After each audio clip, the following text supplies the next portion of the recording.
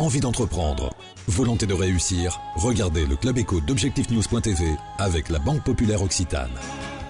Commerçants, industriels, entreprises de services, votez. Du 25 novembre au 8 décembre, votez. Pour élire vos représentants dans les CCI, votez. Pour donner du poids à votre entreprise, votez.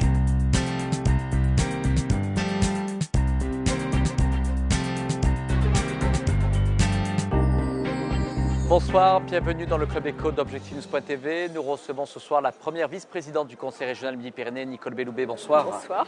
8e édition du Salon de l'entreprise en Midi-Pyrénées, le Conseil régional qui soutient depuis le départ cette initiative pour rappeler comme il est important dans un territoire comme Midi-Pyrénées de créer, de transmettre des entreprises. C'est un engagement qui est important, surtout en période de doute et de fin de crise.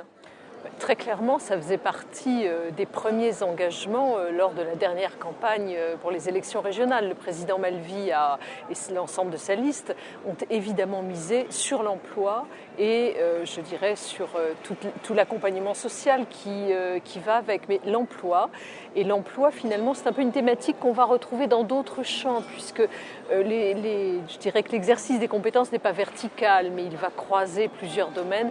Mais l'emploi et la vie économique, c'est évidemment pour nous la priorité. On sent que la réforme, en tous les cas territoriale, oblige les collectivités locales et notamment les conseils régionaux à faire des économies. Néanmoins, on sent bien que peut-être les économies ne se feront pas justement sur cette priorité autour de l'emploi. Alors les économies, oui, puisque les contraintes budgétaires sont telles que nous avons des baisses de recettes qui sont tout à fait substantielles, un gel des dotations de l'État et nous n'avons plus de prélèvement sur l'impôt direct, donc mécaniquement une baisse de ressources qui nous conduit évidemment à être plus attentifs aux actions que nous conduisons, notamment dans le domaine de l'investissement. Non, il n'empêche que du point de vue de la vie économique et de l'emploi, nous continuerons à accompagner les entreprises et évidemment les salariés de manière extrêmement forte. Alors les entreprises, ça se manifeste de plusieurs manières, qu'il s'agisse des pôles de compétitivité ou des TPE, parce que au fond, nous savons que l'essentiel de l'économie, elle est autour des PME et surtout des TPE en région. Donc nous devons être présents à leur côté par toute une série de dispositifs dont les contrats d'appui ont été l'un des plus emblématiques de ces dispositifs. Et puis évidemment, nous sommes également aux côtés des salariés, qu'ils soient en période d'activité ou demandeurs d'emploi, par tous les dispositifs sociaux que nous avons mis en place. Alors ici, bien sûr, on évoque dans le cadre de ce salon d'entreprise quels seront les projets d'avenir importants pour le développement économique de Midi-Pyrénées. Et on sait qu'il y a des gros dossiers qui sont sur votre bureau en tant que première vice-présidente du Conseil régional. Notamment, on parle beaucoup ici du futur IRT, sujet qui, bien entendu, a été évoqué ces dernières semaines, avec notamment la venue de M. Ricol, qui est en charge des investissements d'avenir, ce qu'on a appelé le grand emprunt. Ça fait partie de vos priorités pour l'année à venir? Écoutez, c'est le gros dossier actuellement, avec un schéma d'enseignement supérieur et de recherche également, mais laissons de côté les schémas. Évidemment, les investissements d'avenir, c'est une politique qui est conduite par l'État, qui vise à dégager de l'excellence, là où nous, régions, nous voulons à la fois soutenir l'excellence, mais assurer la cohésion territoriale. C'est-à-dire que nous sommes très très vigilants à ce que cette excellence s'accompagne aussi d'une mutualisation et d'une mise en réseau sur l'ensemble du territoire. Il n'empêche que sur le point que vous soulevez, c'est-à-dire l'Institut de recherche technologique, qui est évidemment très largement porté par le pôle aéronautique, espace et systèmes embarqués, on a là un dossier, je crois, d'intérêt majeur pour notre région, pour notre économie, puisqu'il s'agit réellement d'associer autour des grands domaines de recherche, des grandes entreprises dans le domaine de l'aéronautique, mais aussi du tissu industriel, d'associer vraiment l'ensemble des partenaires pour dégager des objets de recherche nouveaux et des plateformes technologiques qui sont extrêmement novatrices. Donc bien sûr, la région est derrière cette IRT très fortement. Et pour ne rien vous cacher, le président Malvy et moi-même sommes allés rencontrer René Ricol il y a moins d'une semaine. Nous sommes allés à Paris expressément pour soutenir notre région dans l'ensemble de ces initiatives d'excellence.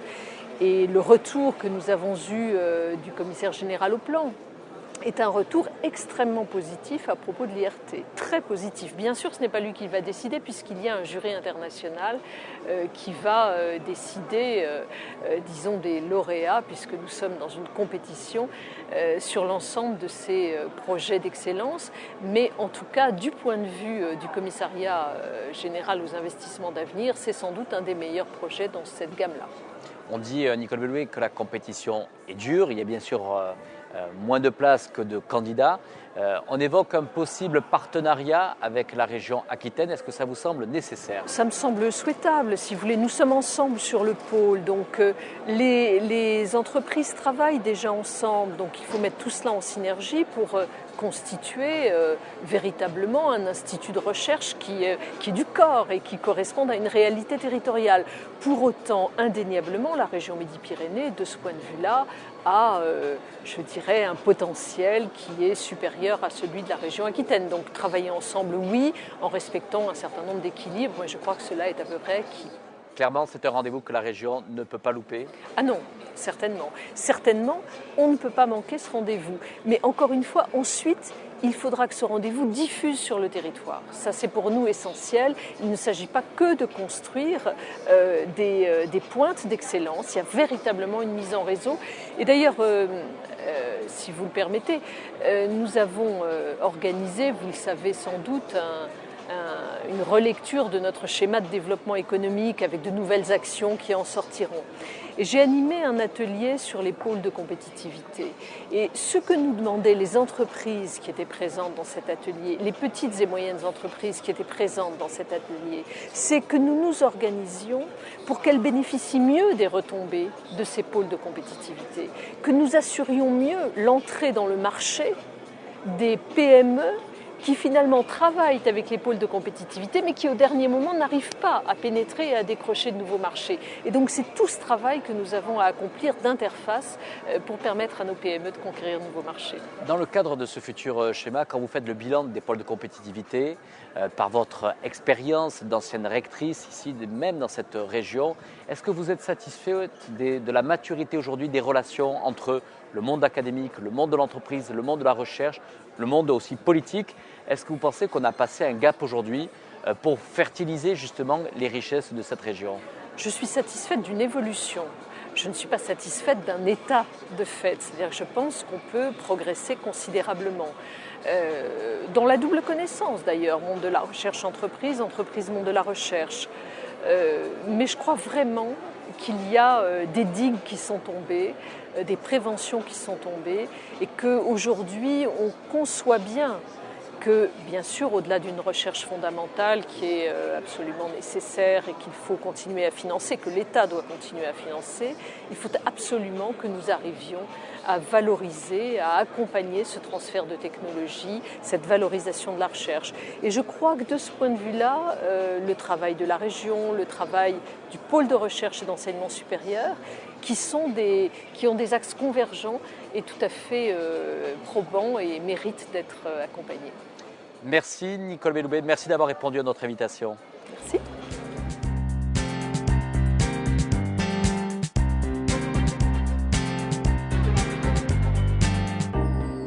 Commerçants, industriels, entreprises de services, votez. Du 25 novembre au 8 décembre, votez. Pour élire vos représentants dans les CCI, votez. Pour donner du poids à votre entreprise, votez.